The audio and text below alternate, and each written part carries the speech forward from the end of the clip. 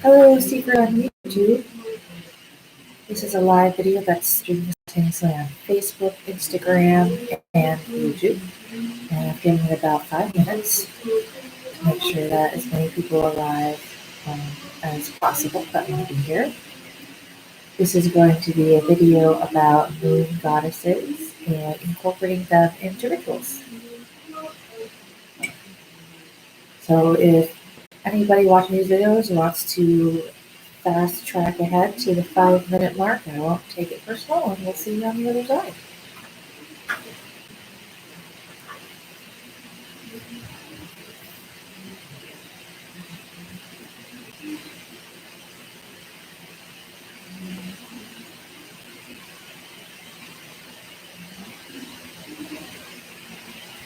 These 5 minutes, maybe 10. Last time I did 10 minutes. We'll see.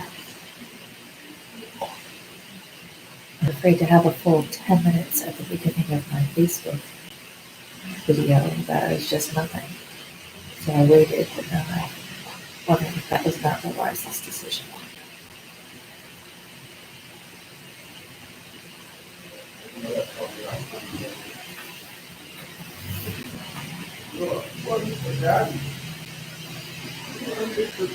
Hey there, Amy.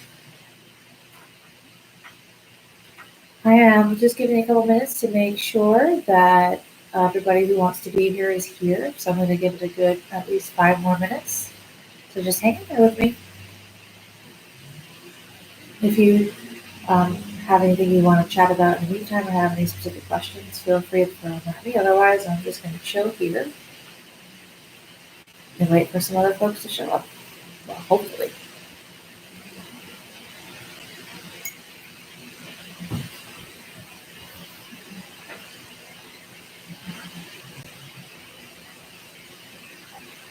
Hopefully your quarantine is treating you reasonably well. Mine has been crazy. I'm thrilled that my kids are on vacation this week. Hey Artie, nice to see you again. You and the one other person here are the first 2 people here. All right. I'm just waiting to see if anybody else shows up before I kind of get started. I was going to give it another 2 to 7 minutes, depending on how things go here. What do you do for work, Amy? Hey, Gypsy Mama. I'm just waiting to make sure. Oh, we've got 2 more people. We've got a couple on Instagram. I'm just kind of waiting for Facebook to decide that it wants to become a little bit more lively than it is.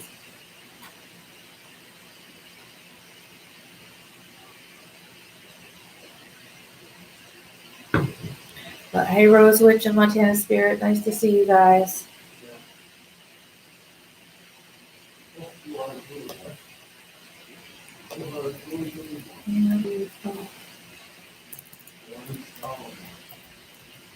All the people that are on Instagram, if you could do me a big favor and comment a hashtag live, that'd be really great because that will help other people find our video too. I'm actually going to post on Facebook right now to remind people that I'm here. That does sound like an essential job working in HR. And training is obviously huge right now. I have a couple of people on my friend list that are truck drivers. Thank you, Rose Witch.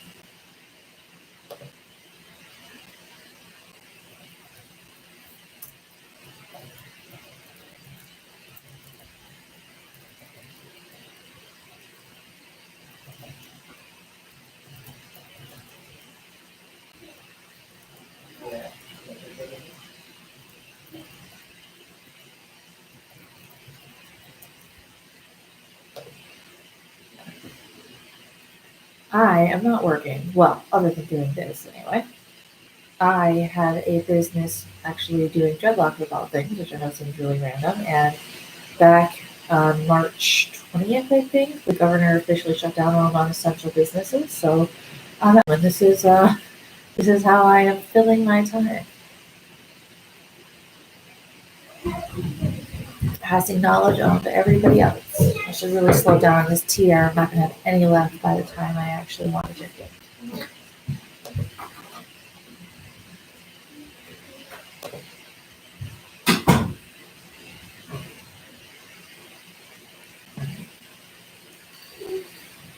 Oh.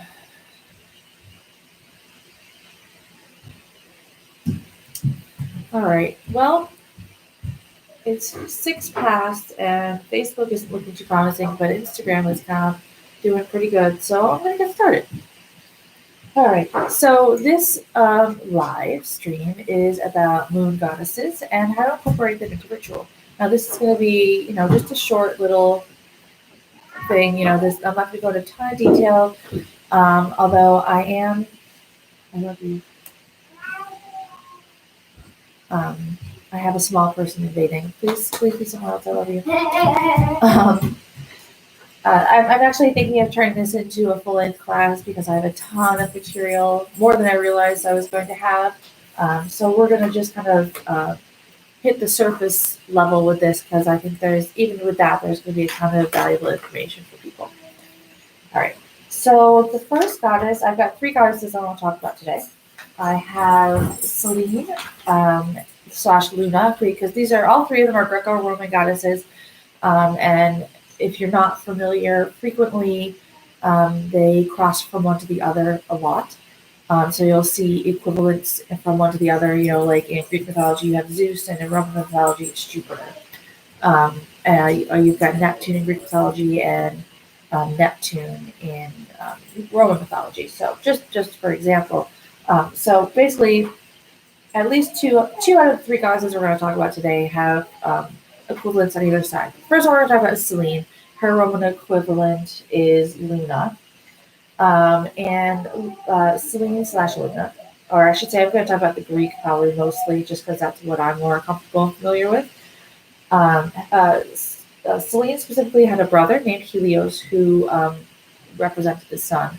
The cool thing about the goddess Selene in particular is that she wasn't associated with the moon. She actually was the moon. She was the personification of the moon, as opposed to all the other goddesses that we're going to be talking about after this one. She is often associated with Artemis and Hecate as a sort of triple goddess triad. In that situation, Artemis or Diana are the maiden, and Selene is the mother, and Hecate is the crone. And Selene is also associated with agriculture and animals and childbirth as well. She's sort of most well known for a love affair that she had with a mortal named Endymion, I think is how we pronounce that. And she's actually, in mythology, had a lot of lovers. The Greeks kind of did that. A lot of lovers, including Pan and Zeus also. But Endymion was the one that's most written about, that we hear the most about when we're doing research on her.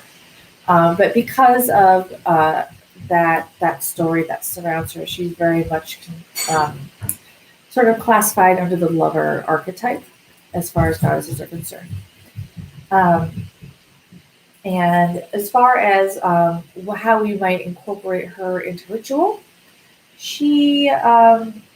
her feast day, because all of these goddesses, and in Greek Reconstructionism, which is also called Hellenism or Hellenic religion, every god and goddess has like their own feast day. Lots of feast days. They had like festivals and feasts all year round. It was madness all the time, in the best sort of way, I like to think. But Selene / Luna's feast day was March 31st, and it was considered especially what's what I'm looking for, sacred or indicated to recognize her for the new moon and the full moon. And the Greek word for new moon, or the celebration of the new moon, which I hope I'm pronouncing this correctly, is Numenia. And the most common things that were done for her during the new moon or Numenia was offering or making petitions or setting intentions for the following lunar cycle. And usually that involved often offerings, but not always, but at least setting intentions in some way. And excuse me, and she is an especially good goddess to call on when doing spells and rituals that have to do with attracting love or romance.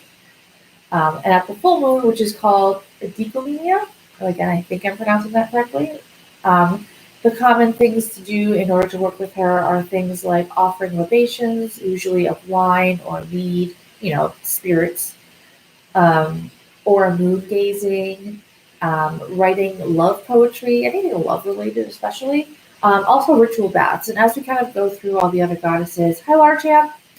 As we go through all the other water goddesses, you'll see that pretty much all of them are associated with ritual bathing in some way, shape, or form, which is why you find in so much of the modern literature and books, witchcraft books that talk about the goddesses and their mythology and moon rituals, also called aspects, if you're not familiar. Um, a very common thing to do is to take a ritual bath, and it's because it goes way, way back to the history of the Greeks and the Romans and how they regularly um, worshipped all of their gods and goddesses.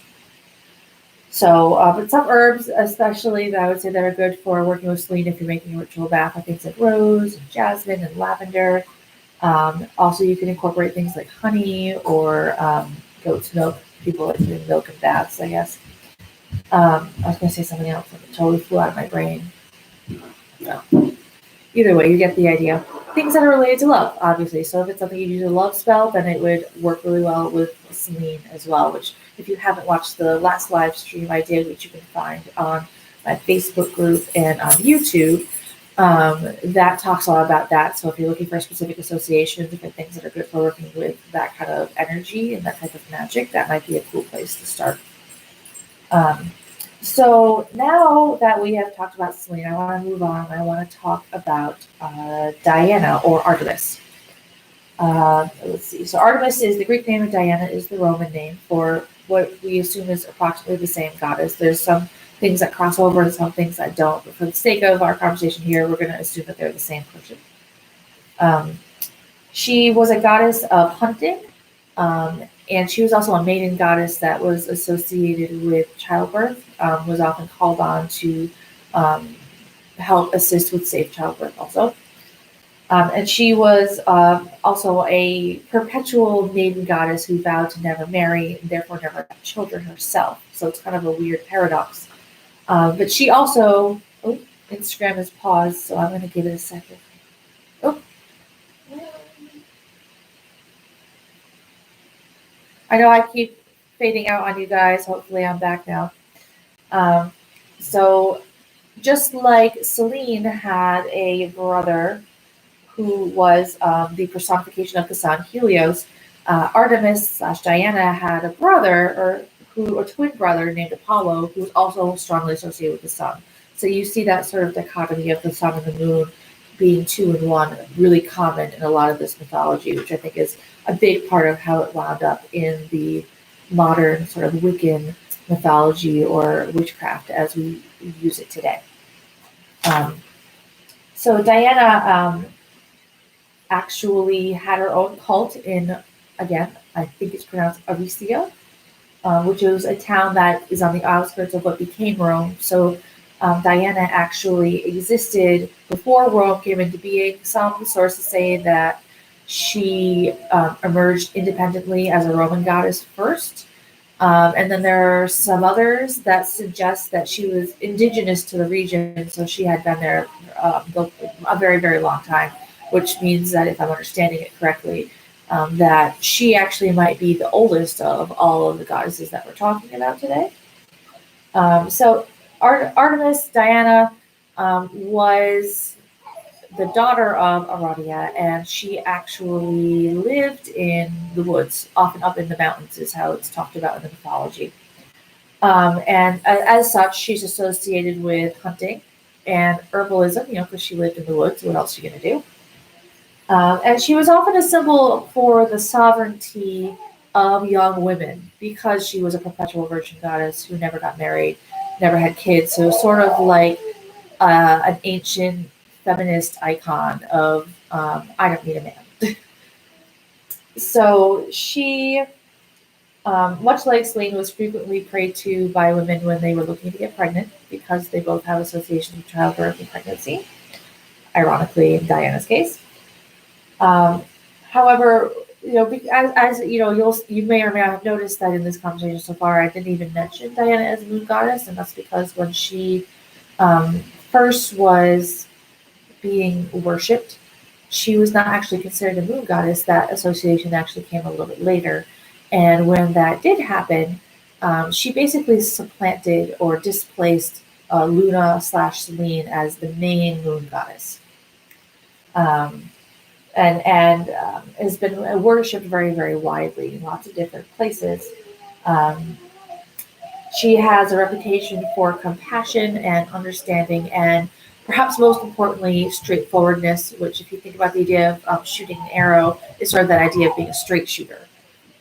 In lots of different ways, that can be a straight shooter as far as not taking any crap from anybody, or a straight shooter as far as not blowing smoke up your you know what, not willing to talk you up when in a way that isn't truthful.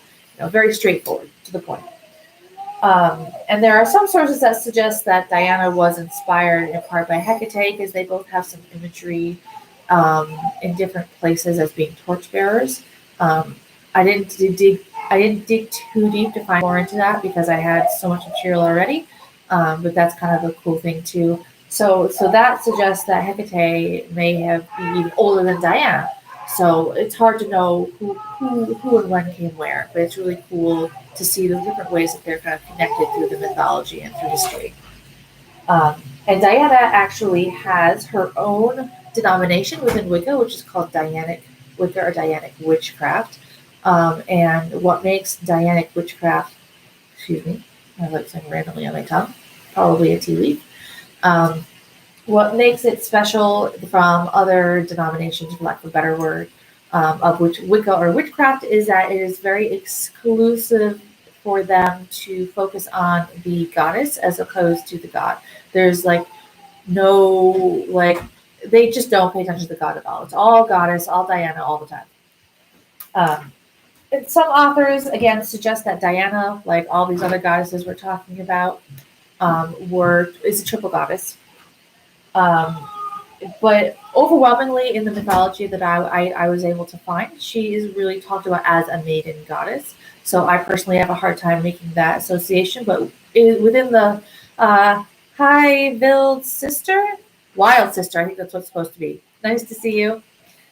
We are talking about Diana and Dianic witchcraft a little bit, just as a segue into the next thing. Um, because she was depicted in mythology as a maiden goddess, to me, I look at her and feel that she is the maiden aspect of that triple goddess system, especially if we're looking at it as, again, Diana as the maiden, Selene as the mother, and Hecate as the crone, which I, a long time ago as a baby witch, kind of plugged into without ever having read it anywhere. So I've just kind of clung to that personally. Your mileage may vary. You might find that a different triad feels more right to you, and that's okay too. You do you. Um, in Stragaria, I'm not a Strega, so I can't pretend that I know how to pronounce that either. I took Spanish in high school, so I like to think I have some idea how the language works, but I'm going to assume it's Stragaria, which is very, very old and has been practiced as a type of folk magic in Italy forever, and has sort of evolved into what I guess we could recall Italian witchcraft. But she was worshipped as the queen of the witches, Diana. She was witches in the sense of being like a wise person or a healer, not necessarily like a witch in the way that we think about it in modern days, but it still applies. Um, and they also put the associations of the magic and the moon with her, and they consider her to kind of be almost like a coverall goddess. Like if you had a problem, Diana was the person to go to. She was the main, you know what. And they were worshiping her in that context probably as early as the early like 18th century. So it's been a really long time.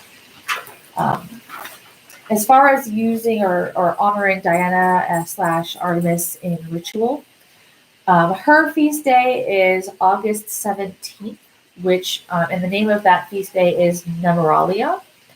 And she has a festival day, or the Festival of Diana, which is on February 12th. Um, when I was doing my research, it seemed pretty strongly suggested that a lot of these goddesses were associated with specific phases of the moon. Some were associated with some and not others. Because the name of her festival, Nemoralia, is so close to the name for the new moon, which was Numinia, I can only make a assumptive leap here that the new moon was probably considered to be especially sacred, especially for Diana and Artemis, and again, especially when we pull that into the context of her being a maiden goddess. Um, but I also saw research that was talking about how at the full moons, Greeks would often take trips into the woods and get frisky with one another as a way to celebrate, often in Diana's name. So not to say that she wasn't worshipped at all points in the moon cycle, but I imagine that the new moon was considered especially sacred to her. Some common other ways, other than going out in the woods and getting frisky, that were common ways to sort of celebrate or worship Diana were things like leaving offerings or petitions for her. Um, a good type of offering to make might be bird seeds, things that animals can eat. Bird seeds, fruits and vegetables that animals might also enjoy, etc., etc. Or another practice that was really common was that people would tie strips of fabric around fence posts as a way to make their petitions to her. So, by all means, that could be a thing you could do. I would just say, especially in the present day, if that's a thing you're thinking about, you would want to use a material that is biodegradable, like a cotton broadcloth or something that's going to break down. Something that doesn't have anything synthetic in it, because that's just going to make a mess. Um, Another thing you can do is creating outdoor altars or sacred space. I love permanent outdoor altars. In fact, I'm pretty sure someday when the weather is nicer, I'm going to do a video about that too, because I love them. Even if it's not something you leave up all year round, it could be something that you put up seasonally.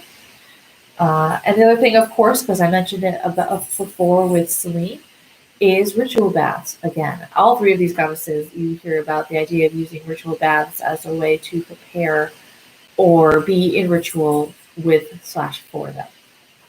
And then finally, the other goddess I want to talk about, and for the record, all you lovely people on Instagram who are paying attention, if you have any questions, feel free to put them into the comments below. I would love to hear from you. And I will take questions at the end, but if you have anything as I'm going, please feel free to type it in there. Don't be afraid to interrupt. But finally, the goddess I want to talk about last, and I saved her for last because I know when I was looking for suggestions on what to do this video on, a lot of people seem really excited about the idea of Hecate. So I'm going to do her last because I was able to find the most information about her for sure. So Hecate is an ancient Greek goddess. I'm not aware of there being any Roman counterpart, so I think she's really almost exclusively Greek. If somebody knows differently, feel free to inform me. She is associated with the moon again, not like Selene was. She was a personification of the moon, but associated with the moon. And it's suggested that she may have been associated with the moon because she is considered to have three aspects to herself, much like the moon is widely regarded to have three main phases, waxing, full, and waning, when you look at like the triple goddess symbol. So unlike the other goddesses that are really associated with the new moon and the full moon, Hecate really strongly is associated with the dark moon. Now, if you're relatively new to witchcraft or Wicca, you may have heard of the new moon and less of dark moon, or maybe you've heard of them both and you're like, I don't know what the difference is. I'm about to tell you. So the dark moon, hi Danny. Danny dishes up. Nice to see you. Glad you're joining us. So the dark moon is when there is literally no moon in the sky, when you can't see a darn thing and it's completely black. That's a dark moon. A new moon is when you start to get that little teeny tiny sliver of a moon, which some people actually refer to as Diana's bow. Kind of fun trivia fact for you. But But that dark moon, when there's no moon visible in the sky at all, that is the dark moon. That is what is most strongly associated with Hecate, although she is worshipped throughout the moon cycle as well. Um, she is, in addition to being associated with the moon, although that, again, not her primary association, that kind of, again, came a little bit later. Hi, Edgy Librarian. Nice to see you. Glad you're joining us. She was also a goddess of crossroads. And when we talk about crossroads, it's not necessarily literal, although it can be. It can also refer to portals or the sort of in-between times, which are often considered to be like dawn and dusk.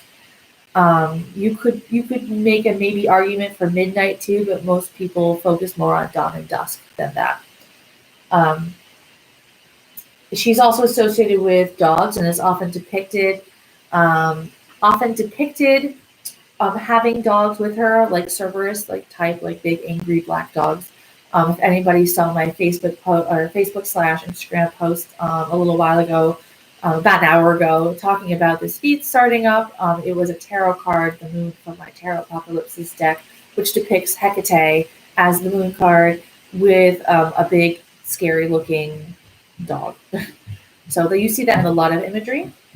Also of nighttime and death, often as a psychopomp, which if you're not familiar with that word, it's used a lot in literature and mythology to refer to a deity or a being that often helps to ferry or transport or guide spirits from death to the underworld, from the point of death to whatever is beyond death. So let's see. So Hecate actually has her own. We're paused again.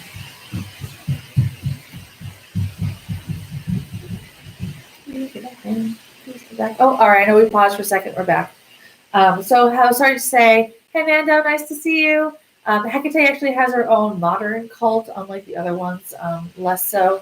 Other than, Dianic witchcraft, I guess that could count. But Hecate has a very specific sort of cult dedicated to her, even in modern days, which is called the Covenant of Hecate, which is actually based on a book / ritual that was very popular. I don't remember when exactly, called The Rite of Her Sacred Fires, which you can totally Google all of that and find that information. There's a book based on it too, I believe.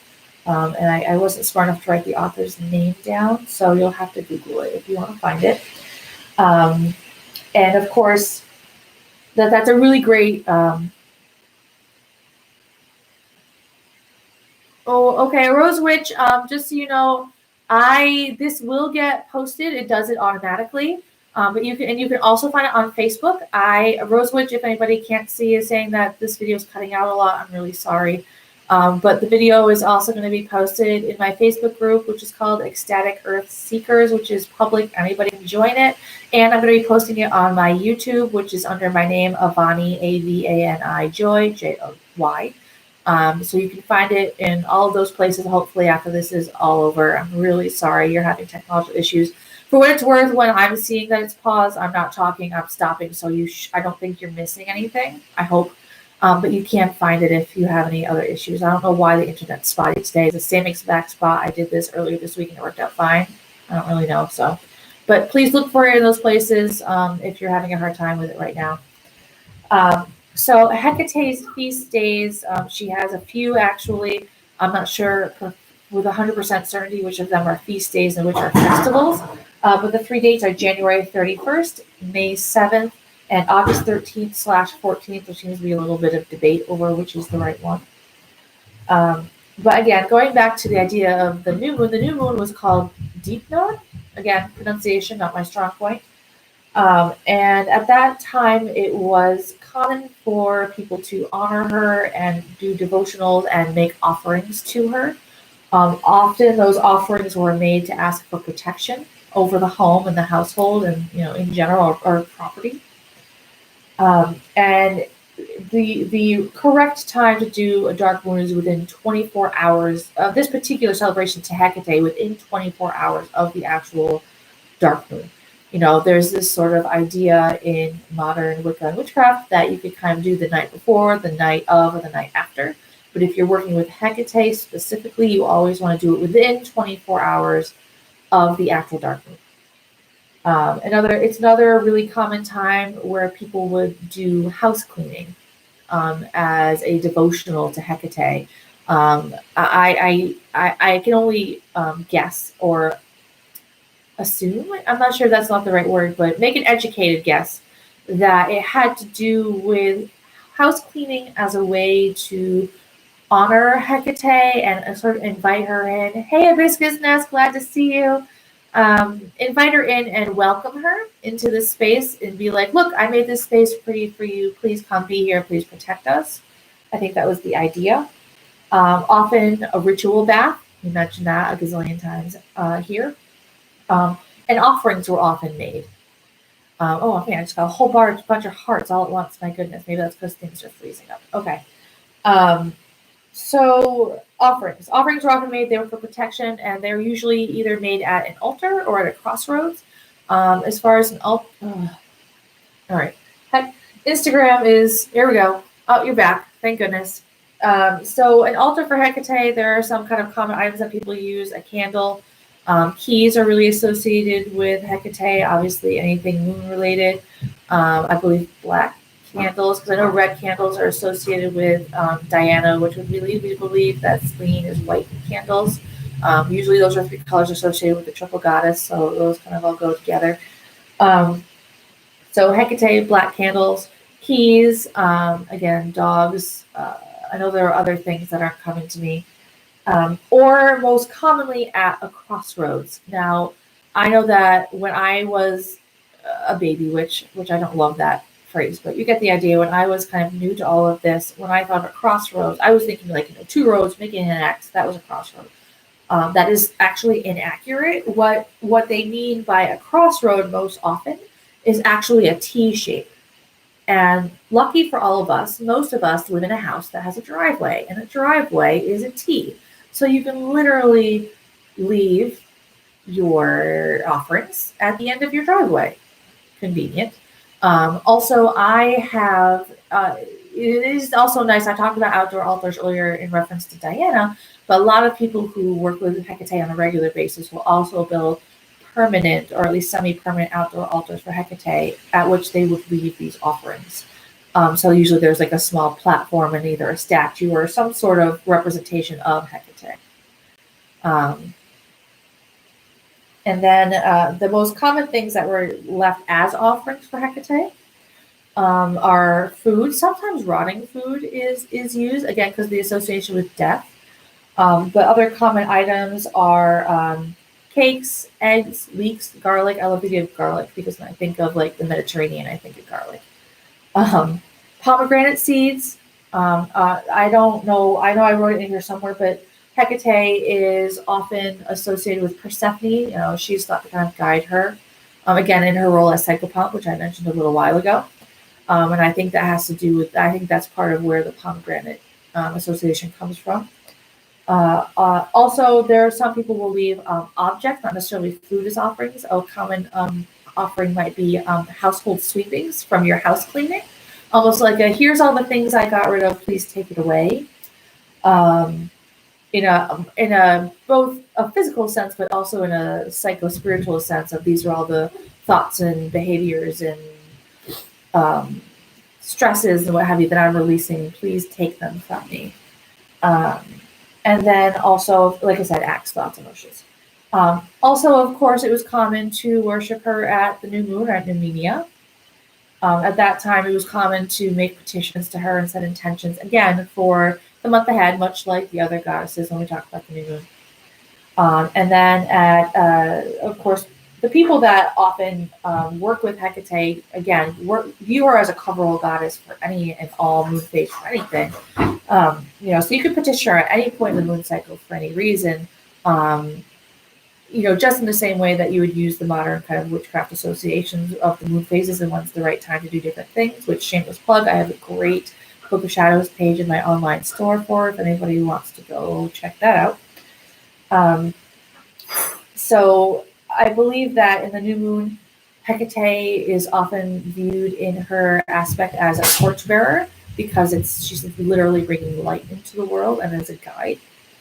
I don't know them all that well myself, but Hecate has a plethora of epithets that are used to refer to her. And she has a gazillion different aspects, and the people that really work with her on a really regular basis know like all of them. And there's a right one to use for every situation. If you want to know more, I highly recommend, like I said, looking into the Covenant of Hecate and the Rite of Her Sacred Fires. There's a Facebook group for Rite of Her Sacred Fires too that you can join if you're looking for something that's a low to no cost option because you're not working because of this whole fun pandemic thing. The other thing about Hecate is that you should finally, last thing I have, you should always plan your rituals ahead. Hecate is not a goddess that you want to just kind of make something up on the fly for. She appreciates preparedness and really doing your due diligence and doing a good job. She's not one for you to just throw something together last minute. So definitely make sure you do your research and know what you're doing before you get too deep in it with Hecate, because a lot of people that work with her on a regular basis will tell you that she is a no nonsense kind of lady. And we're paused again. All right, you're back, I think. Anyway, Hecate is a no nonsense kind of lady, so make sure you think long and hard before you do rituals to her and start working with her regularly, because as I understand it, she can kind of take your life and turn it upside down. That said, your mileage may vary. Some people work with her and find her to be a completely different way.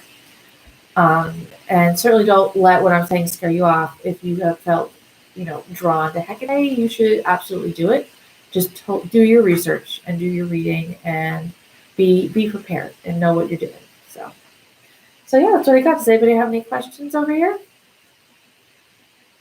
I don't know how many people could hear me. I guess I'm cutting out a lot, but hopefully some of you guys were able to listen and enjoy and get something useful out of it.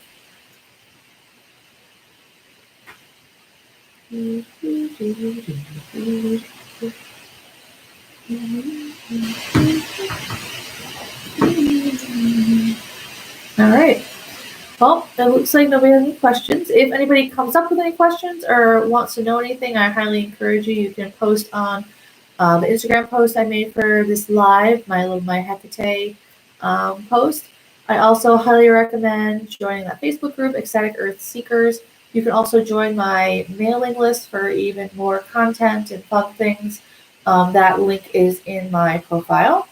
And because my plan is to be doing these once a week, and then I also have newsletters once or twice a week, which have other fun things, special offers, and all kinds of cool things. So go check it out, sign up, because I would love to tell you guys more about more things. And if you ever have any suggestions about other things you want me to talk about, I would love to hear them. Next Friday, I am planning on doing a quick start tarot video per the request/conversation I had with Artie earlier this week.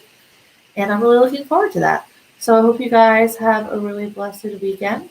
And merrily met, merry part, and until we meet again. Blessed be everybody.